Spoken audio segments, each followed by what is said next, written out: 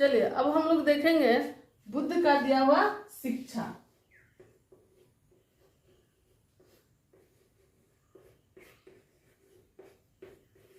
बुद्ध का शिक्षा ये क्या था? तो ये था, इसको बुद्ध के दिए हुए शिक्षा को कहते हैं 4 आर्य सत्य। सत्य है, ठीक है। इसको हम लोग जानते हैं बुद्ध की शिक्षा को 4 आर्य सत्य के रूप में, ठीक है। तो सबसे पहले इसमें ये 4 आर्य क्या था? तो पहला था दुख, ठीक है, जिसका मतलब था कि संसार में दुख है।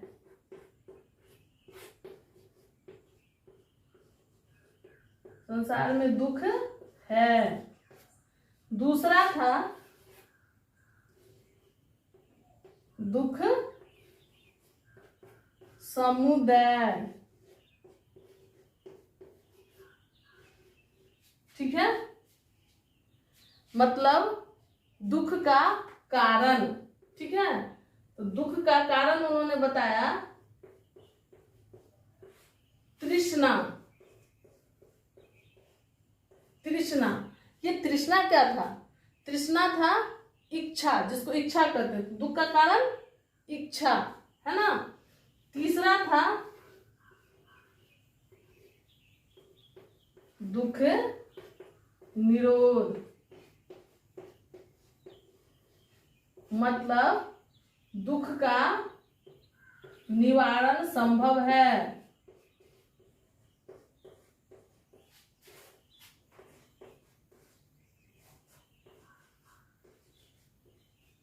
दुख का निवारण संभव है, ठीक है। और चौथा था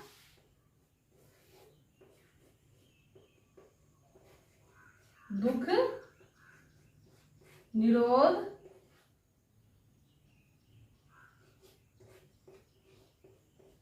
गामिनी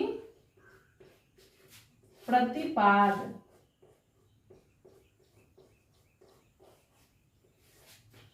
मतलब चौथा था दुख निरोध गामिनी प्रतिपाद।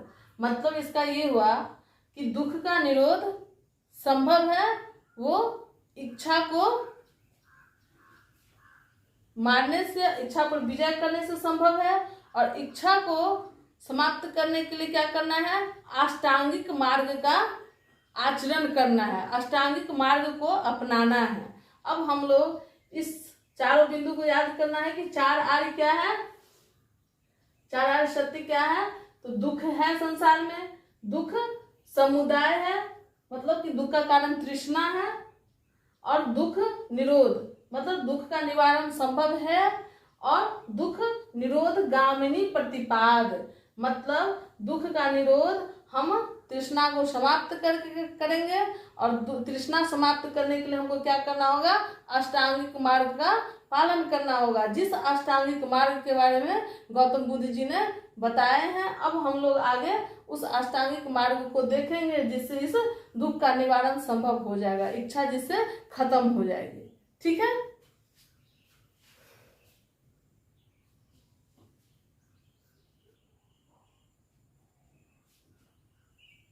चलिए अब हम लोग देखेंगे अष्टांगिक मार्ग। दुख के निवारण के लिए जो तृष्णा समाप्त करना है, तो किस प्रकार का अष्टांगिक मार्ग के प्रयोग से हो सकता है? अष्टांगिक मार्ग, ठीक है। तो अब हम इस अष्टांगिक मार्ग के बारे में अध्ययन करेंगे। पहला है सम्यक दृष्टि, दूसरा है सम्यक संकल्प,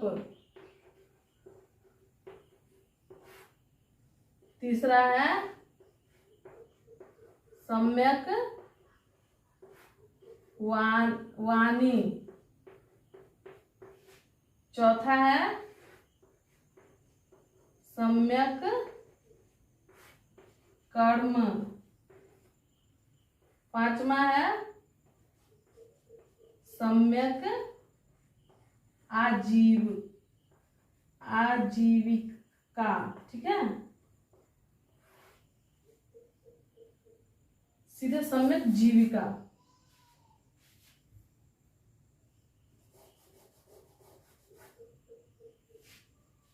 सम्यक जीविका। छठा है सम्यक व्यायाम।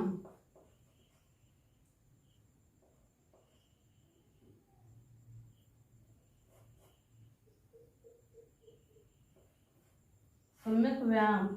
सातवां है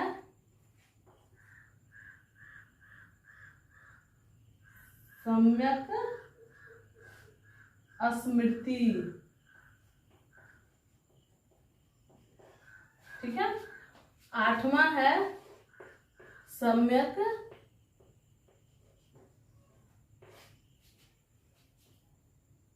समाधि।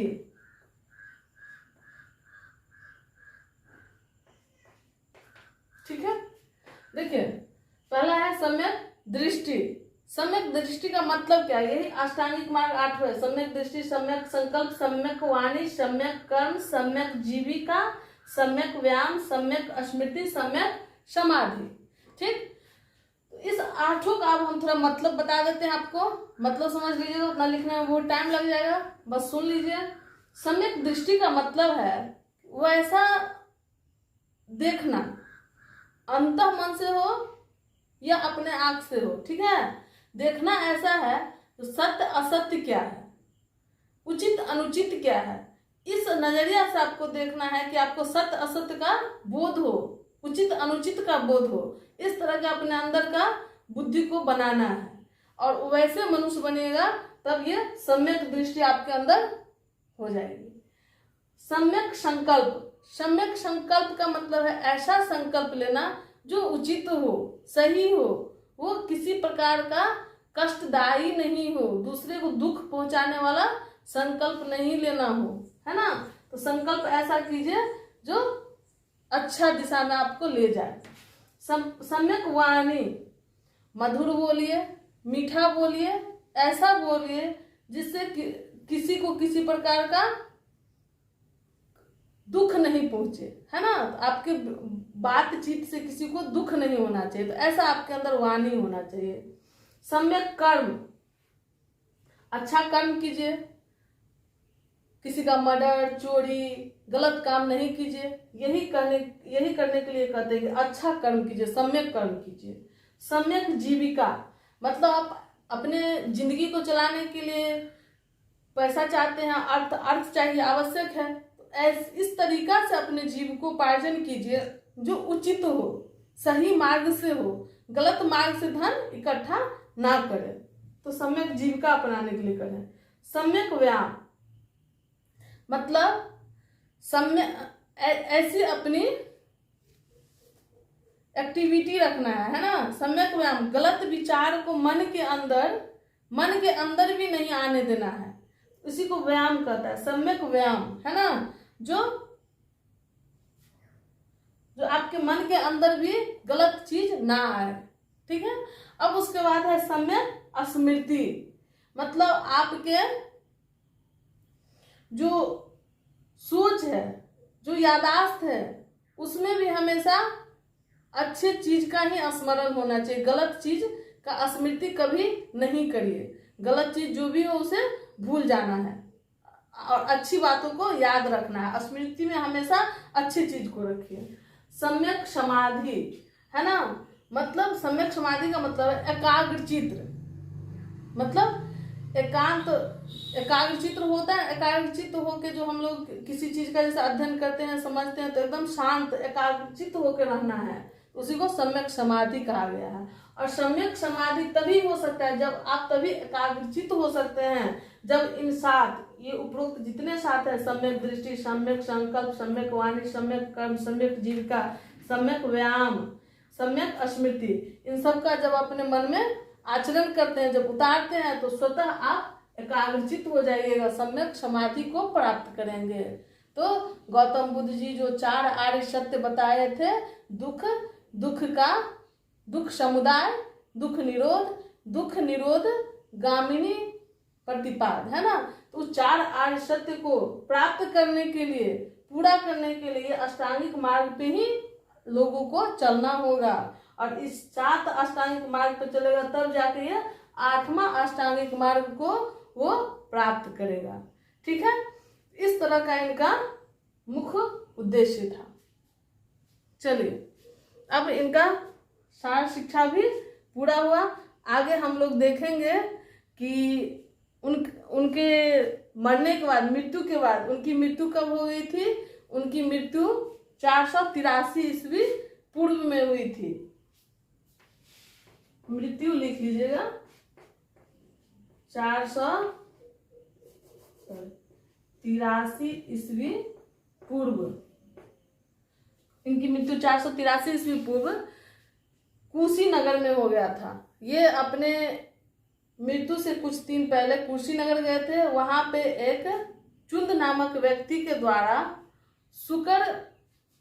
सुकर मांस इनको खिलाया गया, और जिसके कारण इनकी तबीयत खराब हुई और उससे उनकी मृत्यु हो गई। तो मृत्यु कब हुई, 483 ईस्वी पूर्व में। तो इनकी मृत्यु के बाद इसी साल से 483 मृत्यु के वर्ष से ही बौद्ध संगीति हुई। ठीक है, जो बौद्ध संगीति, 4 बौद्ध संगीति हुई थी, प्रथम, द्वितीय, तृतीय, चतुर्थ। इसके बारे में हम लोग विशेष अध्ययन अगले टॉपिक में करेंगे। ठीक है।